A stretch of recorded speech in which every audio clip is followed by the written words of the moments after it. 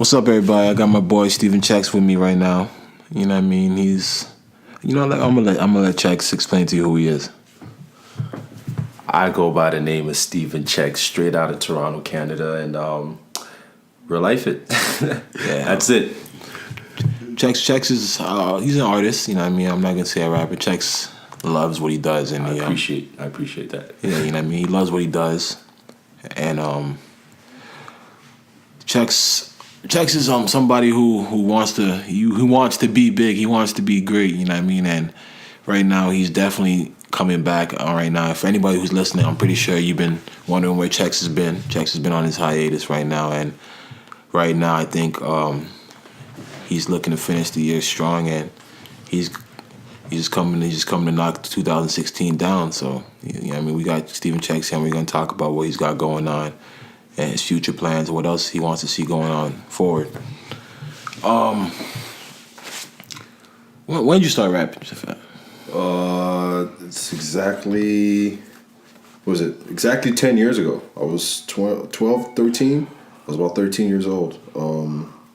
Yeah, I started rapping at 13, and I used to make these songs on a sound recorder. You know, I've known you for a long time, so like you know. The whole thing. Yeah. Actually, I just literally, when you just told me that, I literally remembered the track I heard. Yeah. Yeah, people from everywhere gathered. Yeah. I'm picking up the sound. Yeah. Kind of took a sound bite from like E song. Yeah, I remember. Yeah, it was literally 10 years ago. I started off in a group called Two Step, and then we changed its name to like Focus, with other artists from Toronto, artist named Killing Kaz and Rock. You know, over on the east side of the city. So, literally 10 years ago is when I started making music. Okay.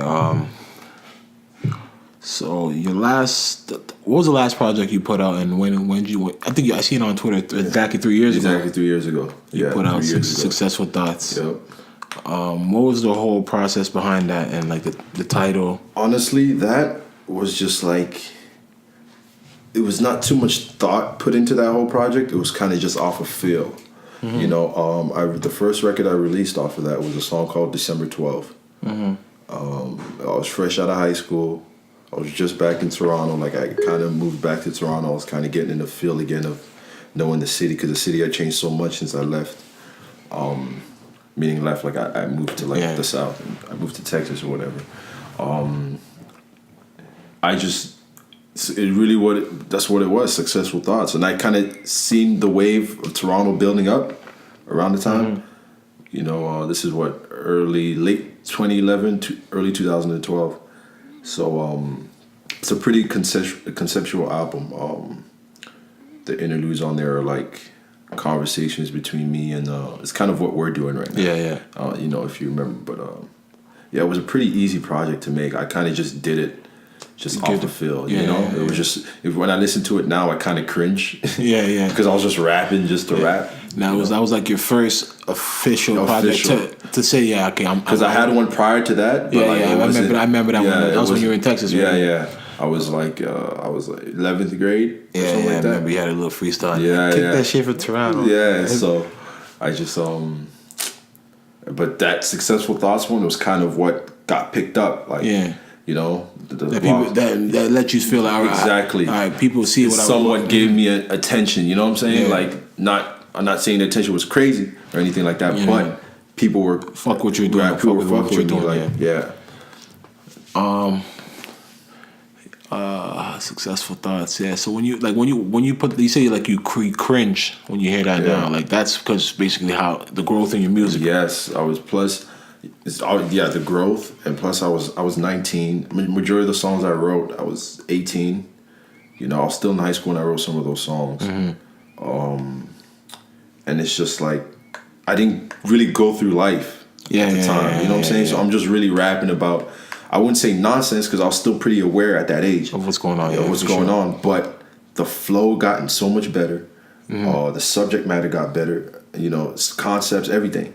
So when I listen to it now, it's just like, I just look at things that I could do better. Mm-hmm. But I'm pretty sure I'm not the only artist that feels this way after making a project. No, for sure. I even heard a thing where Nas thinks It Was Written is better than Illmatic. Yeah. I feel that way as well. Because the songs are just crafted better. The raps, maybe better, but the songs as a whole, you know, are just. I get what you're crafted saying. better. With that being said, so it's like you said that was 3 years ago. Obviously you put out December 12th. You put out Winner, and you put out December 12th was off the last. off Sexual Thoughts Sexual mixtape. Thoughts, Okay, yeah. but I mean you put out the video for that. You know what I mean, I put out that. I put out 12 a.m. in Toronto, and I put out One Time for Texas video. Okay, off yeah, of that yeah. project. Okay, yeah, exactly. The One Time for Texas video. That's with the Impalas and everything bouncing up and down. Okay, Very, very southern. Yeah, with that, like, how do you incorporate the southernness in your music? Because your music's not really, you don't really make trap music. You know what I mean? And that's obviously you're from Toronto first. You know what I mean? But you were out there for more of the time when you're actually growing up and actually experiencing shit. So do you bump southern music? Like what do you listen to? Yeah, exactly. I do bump, but that's the thing. Once I moved out there, I wasn't listening to any southern artists because I was so ignorant to that. Because I didn't understand what was going on. And the thing with it down south, it's more than just music. It's the culture, the way people, and like Texas and Atlanta, and it's so different. With Texas doesn't make trap music. Yeah. You know what I'm saying? Yeah, they make sipping lean. Yeah. It's not trap. Chop and screw. Whatever. Right, exactly. It's not trap. Trap is really like Atlanta. You know, even Florida would kind of take some of the trap. Yeah. So what do they call Texas music? Like it's dancing music. What do you? Well, Dallas and Houston are total different. Yeah. You know, with Houston, it's more of like chopped and screwed and like you know UGK, Lil Kiki, all of that, Slim Thug and all that. But Dallas. It's like more dance music. It's more upbeat. Yeah. You know, it's like that. I'll say Dallas is like Harlem, and Houston is like Brooklyn niggas. Okay, like you know what I'm saying? Yeah, more swaggy. Yeah. Dallas has like swaggy stuff. Yeah, and then Brooklyn's more serious. Exactly. Brooklyn is a lot more serious. Okay.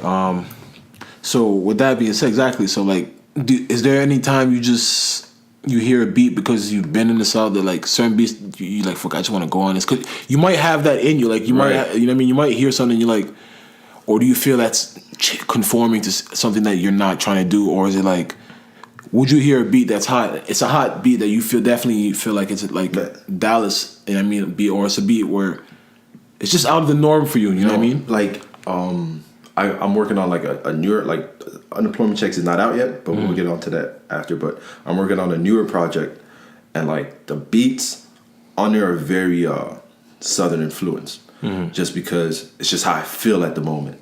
Yeah, you know what I'm saying? Like it's just really at this point in time, it's just if it feels right, then I'm gonna do it. I don't really go and say, okay, I'm gonna rap on a southern beat or anything like that. It's really just off of feel. Like the One Time for Texas, mind you, that's a Houston sound. It's not really Dallas. Yeah. The reason why I made that was because I went to Houston. I was there for like 2 weeks, and it just felt right. You know, it just felt right. I wrote the song. One Time for Texas. Yeah, you know what I'm saying? And like when most people think of Texas, they think of Houston. It's in hip hop at least. Yeah. You know what I'm saying? They think of Houston. So, and I wasn't really digging the whole Dallas dancing and all that. I'm not saying I wasn't digging it because I was doing some of those moves, but I didn't. This nigga hit the W a couple times. But I just didn't know how to make those kind of records. Yeah. You know what I'm saying? Yeah, but like you didn't want to just push it. Yeah, push it, right. Do it in a way without sounding corny. Yeah, is you right? And I get what you're saying. That's not down. That's not. Yeah, I get what you're saying. I get what you're saying. But the whole Houston thing was kind of like. Yeah. You can swag that out, right? Yeah, that even sounds like a little, ASAP Rocky, right? Exactly. So it had an East Coast feel to it. Yeah. With a Texas rhythm. Yeah, exactly. I get what you're saying. Because it sampled what's the song? Still Tipping off Fofos. Yeah. Okay. Yeah. That makes sense. So basically, you're about to drop Unemployment Chexx. You know what I mean? What, like before, like obviously you have your listening party coming up. Like what are you gonna? What's the rollout like? What's it looking like? How are you? Because the people that are gonna hear this, you guys are gonna be hearing this when, like during the week of when the tape's gonna drop. So this is when you guys are gonna hear it. But I'm just asking him now. But how are you? Like what's the rollout? How are you gonna touch the people? You know what I mean? Like besides just the internet, social media, and obviously the music's gonna speak for itself. Right. But like, how are you gonna do your best to capitalize on how you gonna reach as much ear as possible, basically, and like really at first I was gonna just do it the whole blog thing. I mean, you had a conversation about the physicals. Yeah. I still feel like that's an important part of the game. Yeah. You know what I'm saying? Because 99.9% of people still don't know who the fuck I am. Yeah. I just kind of bleep myself out. Nah, for sure, we can swear. Yeah. 99.9% of people don't know who the fuck I am. So like I'm gonna do the whole blog thing. I already spoke to some of the blogs. They're gonna put that out.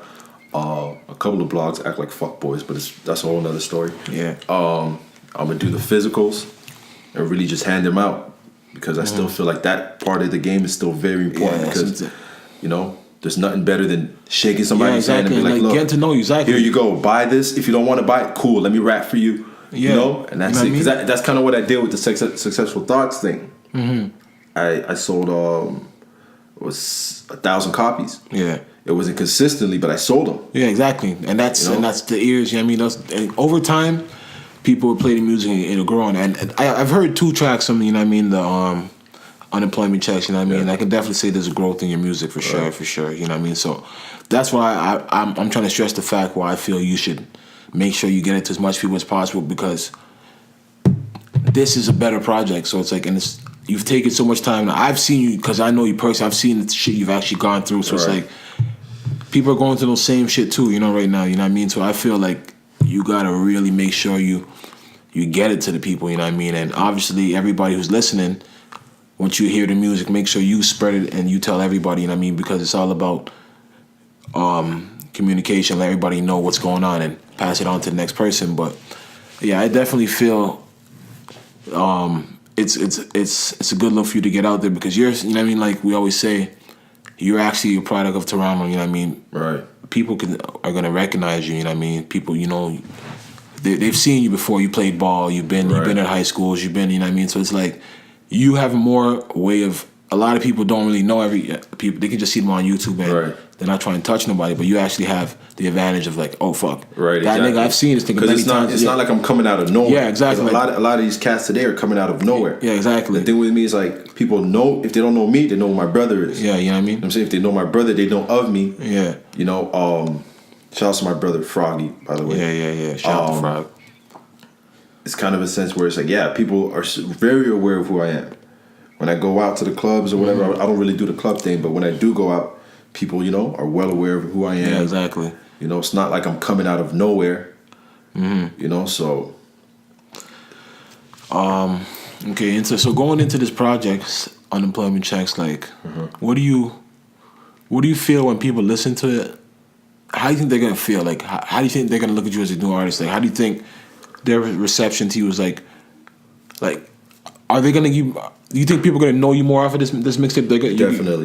Definitely, because it's another conceptual project. Mm-hmm. It's more of a from when you hear the intro alone would be like, yo. Matter of fact, when you see the cover, the cover already kind of tells a story. Mm-hmm.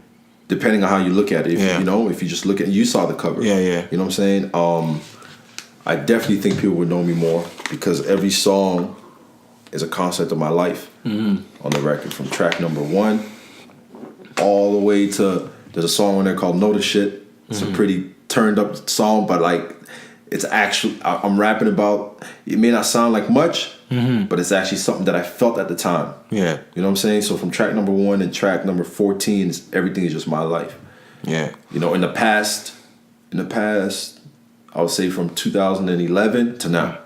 Yeah, exactly. So, you know what I mean? So it's definitely something, it's a vulnerable piece. Something it's something where you're going to definitely touch people, because at the end of the day, a lot of people, you guys can be tough guys, you know what I mean, but the music, at the end of the day, a lot of times when you listen to music, you can reflect, you know what I mean? So that's what the music's for, you know what I mean? And that just shows how serious you are now to be an artist, because a lot of people, you can be an artist, you know what I mean, but it's hard to be an artist and still want to remain the person you are, you know what I mean? Because at the end of the day, you're not always going to be feeling happy, you know what I mean? You're not always going to be feeling sad, you know what I mean? So it's like, when you get in the studio some days, you're going to be angry, and if you're not willing to talk about that anger, then you might fuck up. You might miss out on a good track. You know what I mean? So, you know what I mean? It just definitely shows how dedicated you are right now.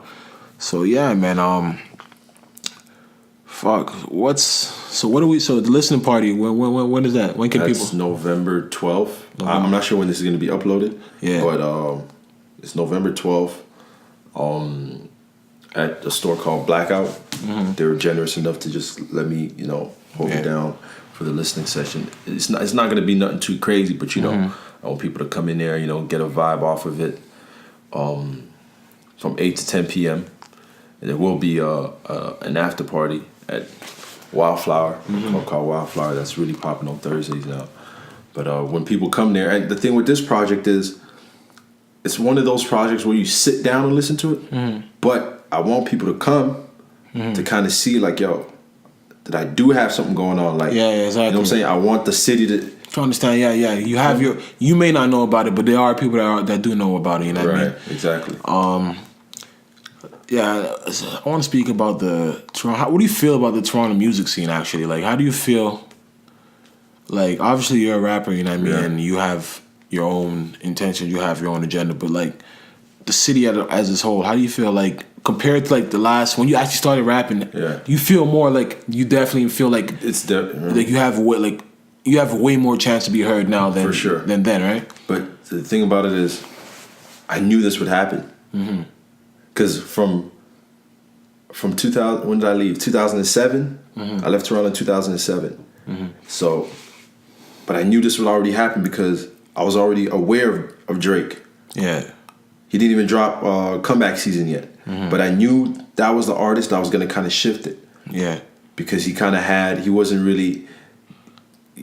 Because at the time, it was really gangster-driven music coming out of Toronto. And that's going to be hard for people to believe because for sure. they're thinking Canada. But his music was different. Yeah.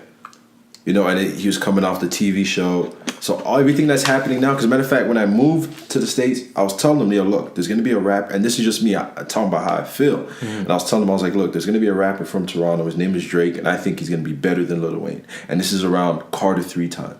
So imagine how people are looking at me. Yeah, for sure. You know what I'm saying? So where it's at now, I'm not even surprised. Because I seen it. No, definitely, for sure. So how do you feel... Like, okay, obviously we have Drake now. Drake's definitely paved the way, you know what I mean? And obviously those that paved before him, like the Cardinal Fish, whoever, you know what I mean? Anybody who's done anything for the Toronto music scene, you know. But we have Drake right now popping. We got The Weeknd, Party Next Door. How do you think we're going to kick in the door to stop it being from, like, one guy just getting on real quick? Like, two, like, how do you feel everybody's going to build a buzz, you know what I mean? Because you know what I mean? From episode 1 to whenever infinity, when I stop, I'm gonna say it. I'm gonna keep comparing to Atlanta, where it's like everybody can eat here. You know what I mean? So it's like, what are we gonna do to basically? What can artists do to help themselves? Like, just your opinion. What artists can do to help themselves grow bigger and capitalize more off the business of being a rapper or a musician, artist, or whatever you are. Honestly, I think it's all about, because it's clear that the wave is in Toronto right now, but now it's all about, how do you stand out from everybody else? I can't really speak on what other artists can do, but I can only speak for myself, because it's like, if you hear the Toronto sound, majority of everybody has the harmonies, the singing, but it's not really, nobody's really telling the story. Yeah. You understand what I'm saying? Describing the city, Nobody's really describing the city, like... Painting the picture of like, yo, because there's real shit happening out here, They don't know. That's the thing. You understand what I'm saying? Nah, for sure. There's real shit happening. And I can paint that without trying to be a thug. Yeah. You know what I'm saying? Like, I can paint it the best way that I can paint it. Yeah. So, I'm not the singer. I'm not, I don't really do that. But what I can do is just paint the picture of what's really going on in the city. Not saying that these artists aren't. Yeah, not for sure. But, I know what you're saying. No, but definitely we got to give more a Toronto feel to our music. You know what I mean? That's definitely how we could stand out and more relate to our own people. Because but I also get it, because a lot of these artists are kind of doing what the top guys doing. Yeah, you know what I mean? It's understandable, but everybody, exactly. But that's, you have to be original. You know what I mean? Right. All those guys that are top guys, they're trendsetters. You know what I mean? Because they were themselves. They were themselves, exactly. And that's what everybody has to try to understand. Like you said, see, basically everybody has to what to do, like, to grow as an artist. I mean, to grow bigger as an artist in Toronto. Like, but what do you like? I was trying to say, like, how you as an artist, see, because you're gonna speak for yourself. What are you willing to do? Like, because now you have this project on your hands. You know what I mean? Like, you have this project that you believe in. You You know what I mean? And you feel like, yo, this is the one because you've been waiting. You know what I mean? You took a long time. You could have put out music, you could have this, but you've obviously now you feel like this is the time and you're ready. What are you gonna do? Like, you know what I mean? I want you to always come back and hold yourself accountable to this, whatever you say right now. You know what I mean? Because obviously, I know you, not personally, so I know where you want to be and what you want to do. So it's like, what are you gonna do to take it far? Because there's times I hit you up, you know what I mean, off the podcast just to say like, yo, what's up, man? You know what I mean? So it's like, what are you gonna do to make sure you because you know what I mean, it's all mind power, and you know that too. You read a lot of books, so it's like, what are you gonna do to make sure that I'm gonna go get this? You know what I mean? And for what he's saying, you other artists can apply that to yourself too, because it's like, obviously you can have the music, but you gotta do this. It's a lot more than that. You know what I mean? It's a lot more than that. So honestly, it's a thing where it's like back again to the groundwork. Like more moves got to be made. Like, not in the sense where it's like, if I got to take trips to LA or just find a way to expand the Steven Chexx brand. You know what I'm saying? Like, I can't really like pinpoint exactly the things that I'm gonna do, because mind you, I don't even know what's gonna happen. You know? Put the music out first. Right. So the music really got to come out, and then when it comes out, because nowadays it's like things pick up like that. It's not like how it was back in the days. But that's what I'm saying. Like, you know what I mean? Like, I'm reading the book Contagious by Jonah Berger. Right. It's about standing out. Basically, how are you gonna get people to gravitate to your product fastest? You know what I mean? How are you gonna get them to gravitate?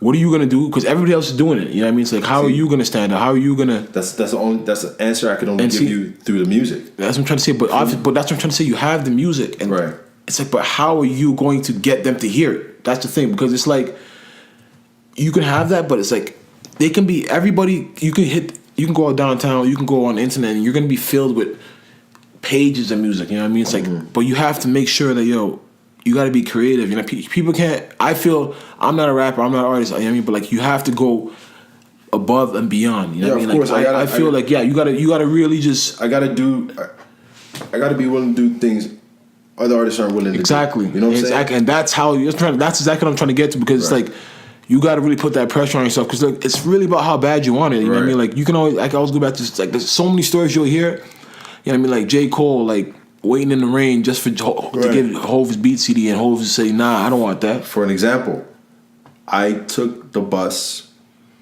from Toronto to Montreal to holler at a journalist from a certain site. I'm not going to shout the site out, but it's a pretty big site. I knew he was going to be there. And I was like, I have to get on this site. I hopped on the bus, paid my, like, it was a coach 5 hours away. I went to Montreal. I was in Toronto. I hopped on the bus. I went all the way over there, and I knew it was his birthday. I was on some like super stalker shit. You know what I'm saying? Yeah. I went there with $20 in my pocket. You feel me? And I was so determined to really just find this guy. And it was there was like a music festival that weekend, so it was perfect. So I'm like, okay, he might be here for a couple of days. I got to Montreal like 1 p.m. I was searching for this guy for like 10 hours, probably more than that, because we're about to head into the club. And I seen him. I seen the journalist I was looking for. Fuck it, it was a journalist for Noisy. Yeah, you know, I seen him, and I was like, yo, the only way, and before I left Toronto, the only way I'm gonna be able to even let this guy know who I am is kind of face to face, and kind of I have to go out. Not a lot of artists are willing to do, because he's gonna be like, how the hell you in Montreal? Exactly. You know what I'm saying? You gotta let him know, yo, like, I came where you came from to do this. You know exactly. what I mean? So I saw him, and I let him know what it is, and he kind of asked me, he's like, yo, what do you want me to do for you? You know what I'm saying? Like, it's that's just me giving an example of what I'm willing you want to do. Exactly. Right? Nah, for sure. Exactly. You know what I'm saying? Because I don't know many artists that's willing to do that. Just get their stuff. Exactly. And pack up and go. I didn't even pack. You just get. I just left. I didn't even pack. I didn't bring a change of clothes. You just got the word and where it was at. I had $100, and I paid for the ticket. And if anybody takes a coach or whatever, they know that if you pay for the ticket right there and then, it'll be like $80. But if you purchase it a couple weeks ahead, it will cost you about $30 to $40. Well, you was just. So I was like, yo, let me go get this guy. But I put on some fly clothes. Yeah. You know what I'm saying? But by the time I went to the club, I was musty as hell because I was searching for this guy all day. All day, and I finally found him, you know. But yeah, you know what I mean? That's what I'm saying. Like, and that's the shit you got to do. You got to always, you know what I mean? You got to just, you know what I mean? You got to make sure you get it done, you know what I mean? It may seem impossible, but end of the day, it's going to pay off, you know what I mean? And that's why I feel like if you're in this to just be half-assing it, you know what I mean? It's not going to work, you know what I mean? Unless you just sit there and randomly, by luck, hit a hit, you know what I mean? And if it is by luck, it's not going to last. Exactly, that's exactly what I'm saying. I mean, if you get that hit, and when they knock you for the next one, you ain't got it, you know what I mean? So you got to actually out here be grinding and working, because even the biggest artists, man, one time they was dusty and musty and looking, and you know what I mean? They was just begging, and 50 Cent got turned on many times, dropped many times, you know what I mean? A lot of people, before they got to the top, they you know what I mean, it was a rough ride, you know what I mean? So you definitely got to put in your work. So now, mind you, it's not even labels that's turning down people anymore. It's the blogs, because they're the new outlet. Yeah, exactly. You know what I'm saying? So numerous amount of blogs turn me down. But so why do you think? What do you think that is? Do you think? Is it the music? You think you let them play? You let them hear the music first? It's definitely not the music, but I've come to notice that maybe it may be the music, but I've noticed it's like most of these blogs. I wouldn't even say blogs. Most of these sites. It's not really the blogs. It's really the sites. It's like if you're not affiliated with somebody that's more known, or if you don't have controversy going on, you know what I'm saying? That it's hard, you know, because they want. Basically, they want somebody who's hot. Clicks. They want somebody who's hot. Exactly. Basically. So they're not trying to break artists. Basically. Exactly. They're not really trying to break artists. That's not their job. A lot of these sites. I don't want to say blogs. Blogs are breaking artists, but sites. But even though the whole blog thing has kind of died down a little bit, because it's really the sites that are doing it now. You know what I'm saying? But you could still, of course, you're still gonna get your clicks on the Two Dope Boys and the hip hop since 1988. Yeah, but. That's kind of what it is now. The sites are these guys. They're the DJs. They're the labels. Matter of fact, they're the DJs. They're the ones, breaking artists. Yeah, exactly. But I mean, they're not the only breaking artists that are affiliated with something that like a machine. Yeah. They want somebody who's already established. Right. I mean, look, we're on their way up on the rise. So it looks like they discovered them and then pushed them out of there. They didn't really do much. Something was already there. Yeah, exactly. Not for sure. Yeah, I get that. But they're stupid for that, because. Think about how much credit you get when you actually break an artist. Yeah, you know what I mean, and he's not gonna forget. That's the thing. The artist she's not gonna forget. Yeah. You know what I mean. So, yeah, you know what I mean. That's definitely something that's the politics behind the game, and that's something that every artist has to figure out. You know, you get through it. You know what I mean. You might have to run up on some. You might have to just bribe some. You might have to fuck some girls or something. You know what I mean. You know what I mean. It's just shit that happens, but that's definitely what we got right now. We got Steven Chexx in the building. Steven Chexx, we got to let them know where they can find you at. And the tape's going to be out when you guys hear this, or it's going to be on its way out. So make sure you guys look for it. Tell a friend. You know what I mean? Like, this Toronto shit. If you fuck with me, you're going to listen to this nigga, you know what I mean? Because I'm going to tell you guys, I'm going to send it to you guys, you know what I mean? But you guys got to support Toronto, because at the end of the day, man, this is where you're from. Relate to it, you know what I mean? Stop giving attention to people that don't even know how to read a book, you know what I mean? These niggas... Like, you guys just gotta smarten up, man. Just support your own shit, man. Because when you guys are doing or girls are doing hair salons, or niggas open up barbershops, and niggas want their businesses, you guys gonna be like, oh, nobody wants support. So it starts, you know what I mean? Karma. And music. It's not making music for the people. Like, it's not to make people feel better. But when you put on music, it's to enjoy it. Yeah, exactly. You know what I mean? So obviously, if you don't like it, you don't like it. But you give it a chance, and those that do like it, you know what I mean, fuck with Steven Chexx, you know what I mean. But real life, I definitely feel you guys will fuck with the music. But yeah, man, we got Steven Chexx. Let them know where they can find you at, and you can find me on Twitter, Steven_Chexx, because some dude has my I don't know who made that page, but there's another Steven Chexx on there with my face on it. It's not me, though. So somebody was definitely trolling me. Yeah. Shit happened in, like, high school. Steven Chexx, Steven_Chexx on Twitter, Steven, CHEXX, and Steven Chexx on Instagram, and the YouTube, same thing. Yeah, you definitely can find him on YouTube when you type in Steven Chexx. To go taking some of those videos. And I mean, be on the lookout, man. Toronto's on the rise. Chexx is on the rise. It's the real the podcast. Yeah.